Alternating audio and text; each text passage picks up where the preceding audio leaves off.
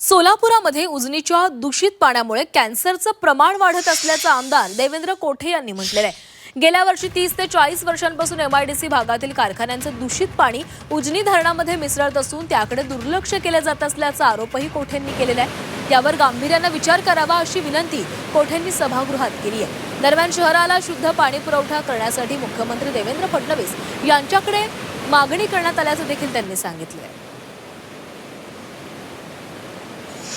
लोकांना वाटायचं की सोलापूर हे विडी कामगारांचं शहर आहे आणि विडीमुळे या ठिकाणी कॅन्सरचे रुग्ण आढळतात। पण काही तज्ञांचं असं मत आहे की सोलापूर शहराला जो पाणी पुरवठा केला जातो तो उजनी धरणामध्ये उजनी धरणाच्या वरती असलेले कुरकुंब एमआयडीसी असेल, पुणा असेल, पिंपरी चिंचवड असेल, अनेक मोठ्या शहरातनं जे दूषित पाणी पुरवठा त्या ठिकाणी मिसळला जातो तो मागच्या 30 ते 40 वर्ष ह्याच्यावरती काम न केल्यामुळे सोलापुरात मोठ्या प्रमाणात कॅन्सरचे रुग्ण आहेत।